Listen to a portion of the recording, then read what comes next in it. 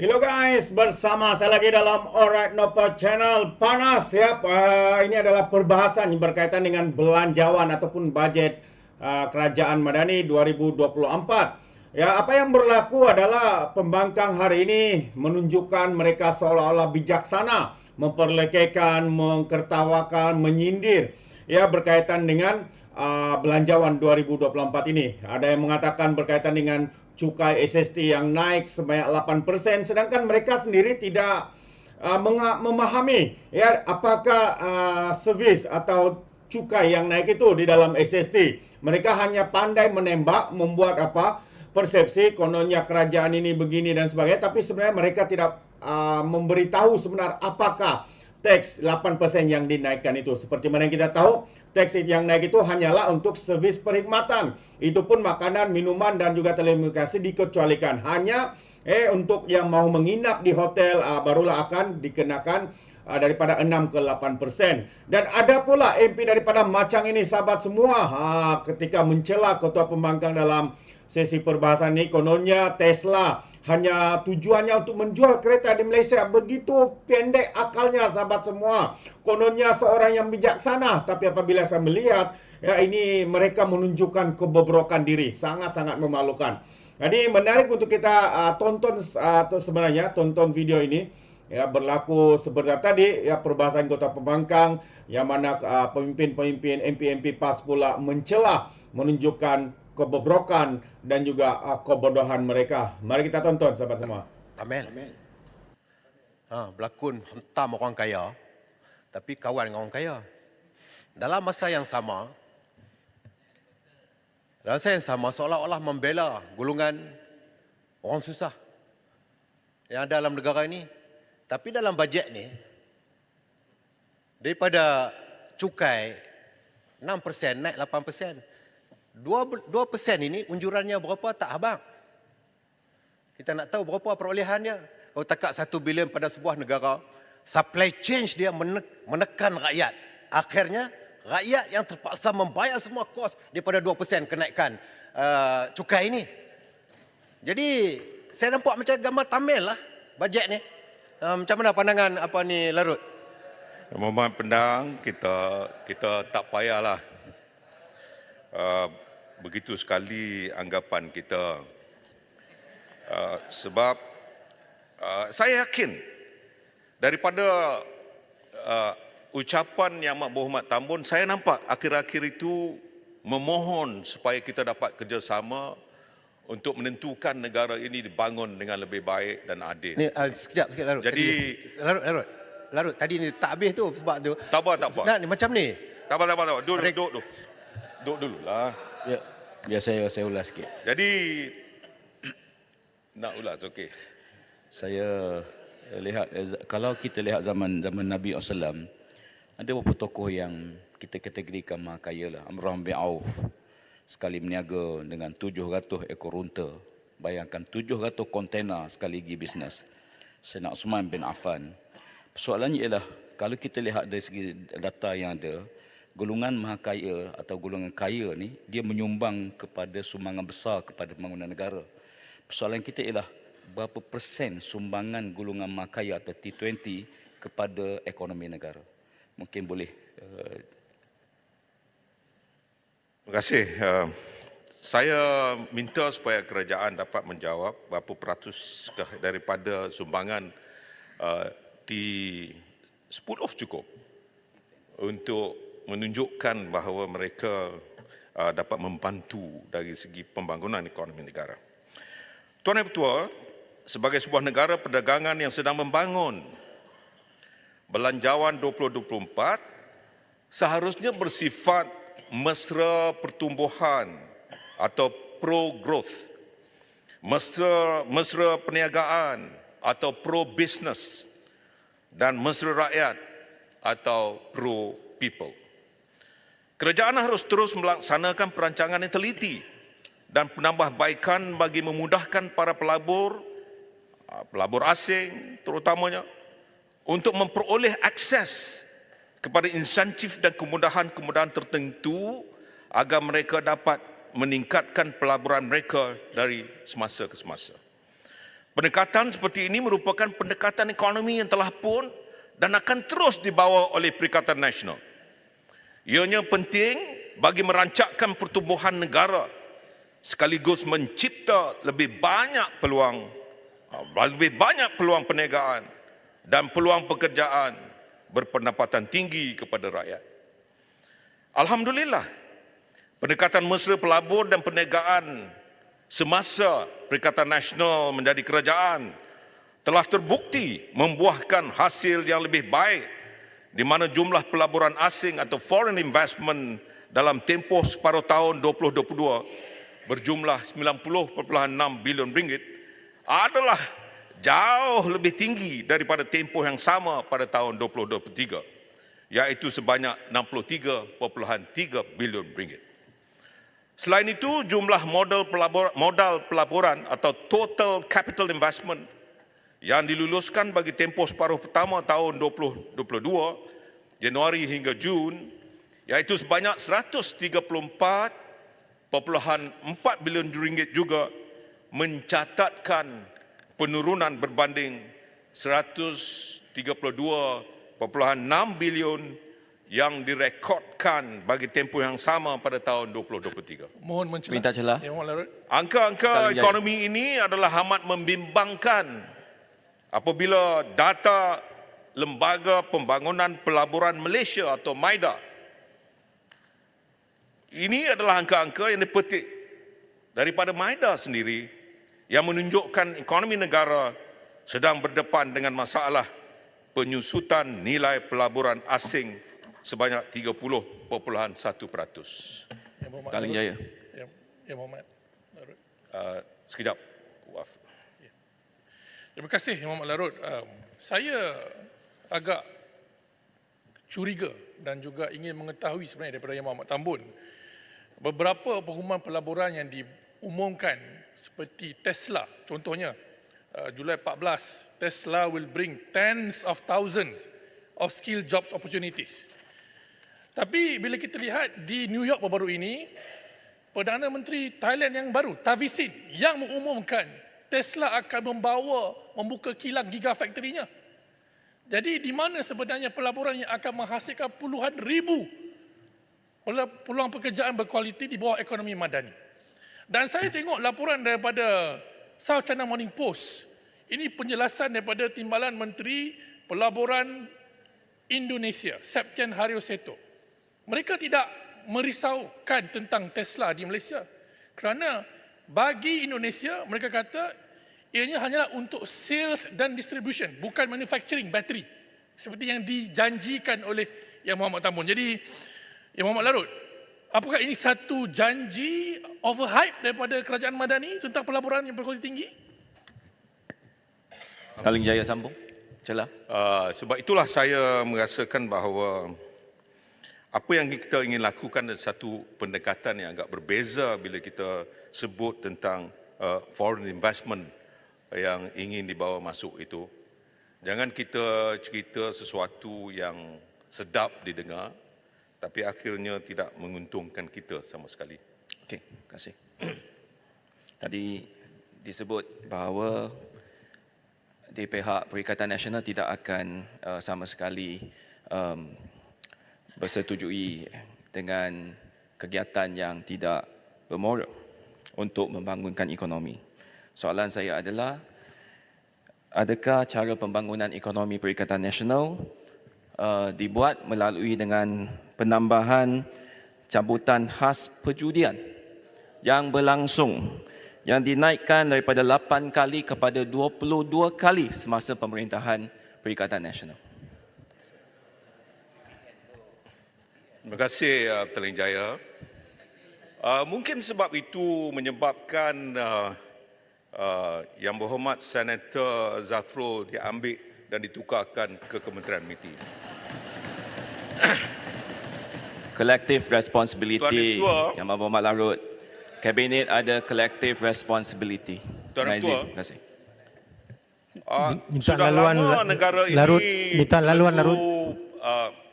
Yang Tuan perangkap Ketua minta negara laluan daripada Larut. berpendapatan menengah. iaitu middle income trap. Malaysia memerlukan enjin pertumbuhan ekonomi yang baru serta perubahan dalam kerangka dan hala tuju ekonomi untuk membolehkan potensi sebenar ekonomi dioptimumkan. Adalah menjadi harapan Perikatan Nasional untuk melihat ekonomi negara ini membangun sehingga diiktiraf sebagai paksi ekonomi dalam rantau ini sebelum tahun 2030. Sehubungan itu, Perikatan Nasional menyeru kerajaan. Kita seru kerajaan untuk memberikan perhatian khusus kepada sektor-sektor ekonomi yang berpotensi untuk dijadikan enjin baru pertumbuhan negara. Ini termasuklah ekonomi masa hadapan, ekonomi digital, pendidikan, pelancongan, pertanian moden dan industri bernilai tinggi. Ya. Terima kasih Yang Berhormat Larut. Yang Berhormat Larut tadi sebut figures pelaburan yang disebutkan oleh Yang Berhormat Tambun banyak sekali. Pengalaman saya dalam pelaburan dan industri ini, kadang-kadang syarikat-syarikat yang nak melabur dia akan flash. Dia kata nak melabur 20 bilion, 10 bilion. Tapi akhirnya sebenarnya figure itu tak semestinya figure yang sebenar. Jadi yang penting ialah Wabi Larut ialah kita perlu lihat kepada figures yang terakhir yang diumumkan oleh MIDA setiap 3 bulan quarterly sehingga 1 tahun. Barulah kita tahu apakah sebenar jumlah pelaburan yang diterima Larut. Itu amat penting sebab kalau kita dengar dari segi apa yang Berhormat Tambun sebut, kita memang syok, figurnya amat tinggi. Lagi satu Yang Berhormat Larut, sementara saya masih lagi di sini. Berhormat Larut cerita tentang nak meningkatkan ekonomi negara, GDP dan sebagainya. Saya kurang faham kenapa kerajaan hanya menumpukan terhadap industri pembuatan semata. Sebenarnya kalau kita nak menjadi sebuah negara yang maju, sumbangan daripada sektor perkhidmatan mestilah tinggi, ya, lebih daripada 60%. Semua negara maju dalam dunia, sektor perkhidmatan mesti tinggi, 60%, 70%, manakala perbuatan 30-34%. Tapi tak disebut dalam bajet ini dan juga dalam rancangan Malaysia yang ke-12 yang dikaji semula tentang sektor perkhidmatan. Boleh Larut berikan respon kepada ini? Akan kita sebut nanti dalam hujah-hujah yang akan dibangkitkan oleh semua ahli-ahli Parlimen Perikatan Nasional. Tuan Ketua, saya ingin sambung. Kerajaan harus berpandangan jauh dengan memberikan tumpuan khas kepada ekonomi karbon sebagai contoh yang merupakan komoditi baru dalam rantaian ekonomi global. Industri ekonomi masa hadapan berkaitan karbon ini mempunyai potensi luar biasa dengan keupayaan untuk mewujudkan hampir 50,000 peluang pekerjaan baru dalam bidang berkaitan. Justru itu Perikatan Nasional menyeru agar kerajaan memberikan tumpuan khusus Pelan Tindakan Mobiliti Rendah Karbon atau LCMB 2021-2030 yang dirangka oleh Kerajaan Perikatan Nasional sebelum ini. Agar Malaysia boleh muncul sebagai peneraju industri karbon dan tidak hanya menjadi sekadar pengguna semata-mata. Komitmen serius kerajaan dalam melaksanakan pelan tindakan ini mampu mengurangkan penggunaan tenaga sebanyak 51,000 kilotan minyak setara bersamaan dengan potensi pengurangan pelepasan karbon sebanyak 165 juta tan menjelang 2030. Industri ini menawarkan peluang yang cukup besar untuk direbut, terutamanya dalam aspek carbon credit yang sememangnya dikenal pasti sebagai salah satu enjin pertumbuhan baru ekonomi negara pada masa hadapan. Selain itu, Malaysia juga dilimpahi dengan kekayaan sumber asli baru seperti sumber nadir bumi bukan radioaktif NRREE yang bernilai melebihi 800 bilion ringgit. REE merupakan komponen terpenting dalam penghasilan semikonduktor berteknologi tinggi yang bahagian penting dalam menghasilkan penghasil supercharger, super bateri dan super magnet. Terima kasih, Harut. Terima kasih, Tuan Di-Pertua. Saya tertarik bila disebut berkenaan dengan REE ini. Pendapatan negara pada tahun lepas 303 bilion. Poin 2. Unjuran pada tahun ini 307.6 bilion. Maknanya ada disparity di situ. Appreciate dia lebih kurang 4.4 bilion.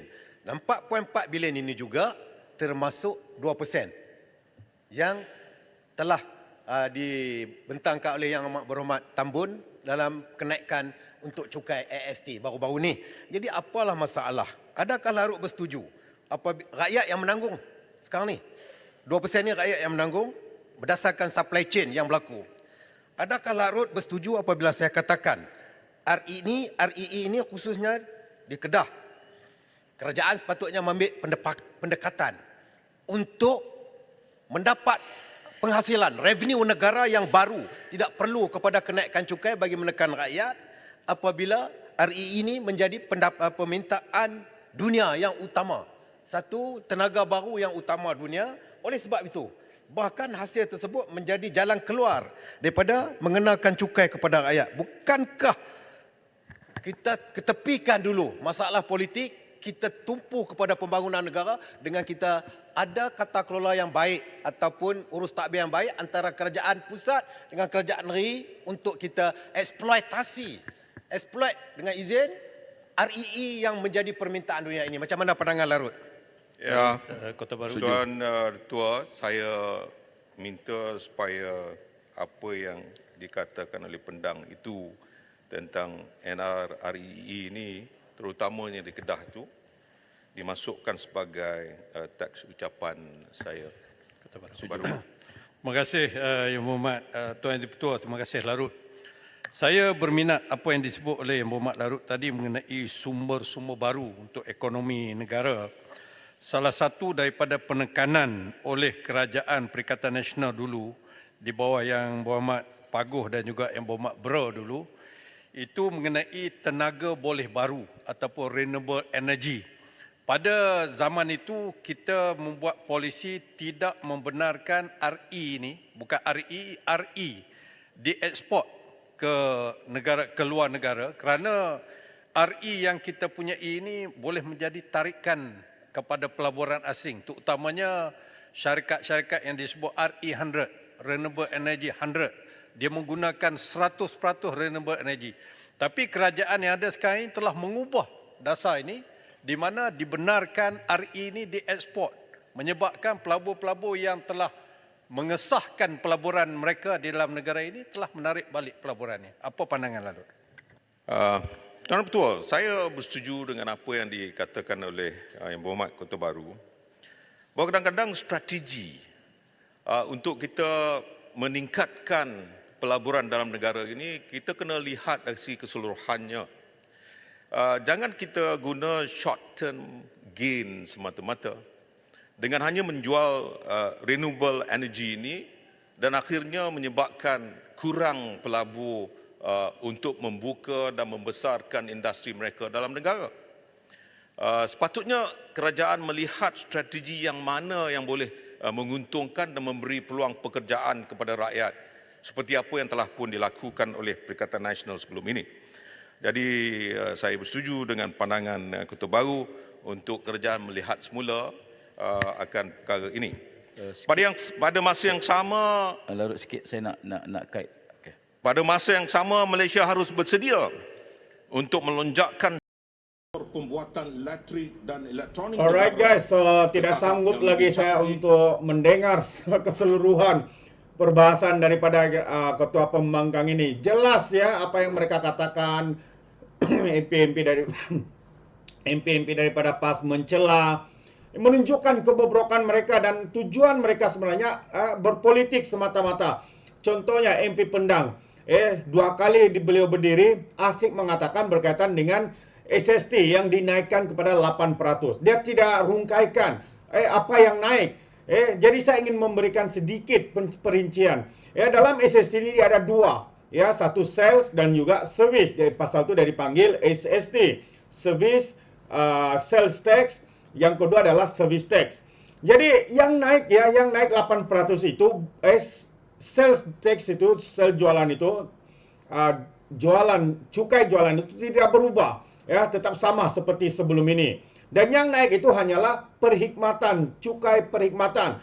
Tetapi itu pun ada pengecualian. Pengecualiannya adalah antaranya makanan, minuman, telekomunikasi tidak dikenakan kenaikan dari 6 ke 8%.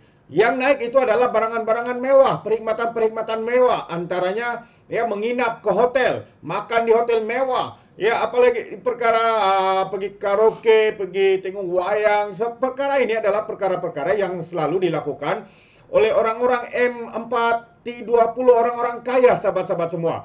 Takkanlah miskin tegar, takkanlah B40 hari-hari menginap di hotel dan mereka membayar kenaikan dari 6 ke 8%. Ini antara yang mereka coba mainkan.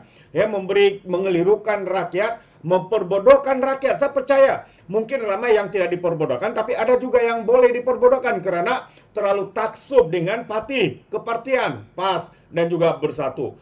Jadi sahabat semua, bagi saya janganlah coba memperbodohkan rakyat. Rakyat hari ini sudah semakin bijaksana menilai,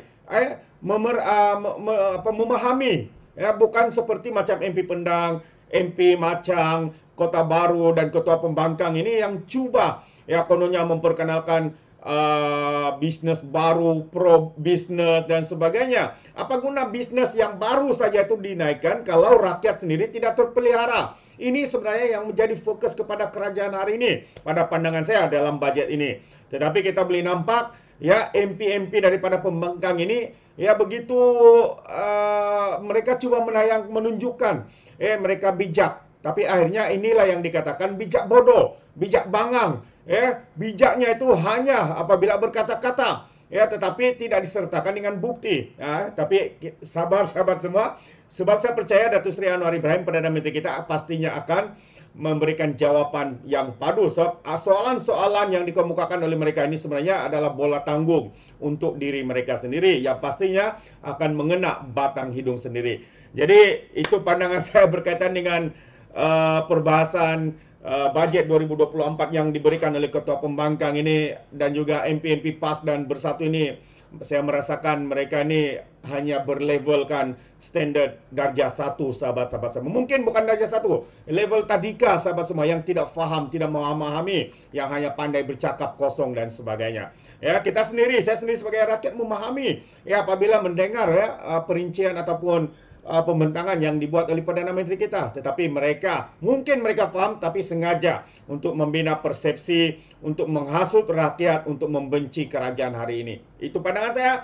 Bagaimana pula dengan Anda? Anda boleh berikan komen dalam ruangan komen. Jadi terima kasih sekali lagi kerana bersama. Dan sekiranya Anda mau berikan sebarang komen, Anda boleh berikan komen Anda. Izinkan saya untuk mengundurkan diri dan seperti biasa, peribahasa mengatakan, tak apa-apa kangkap 2 ton keinginan. Dalam bahasa Melayunya, tepuk dada, tanya selera. Sekian je daripada Alright Napa Channel. Sampai kita berjumpa lagi. Bye-bye.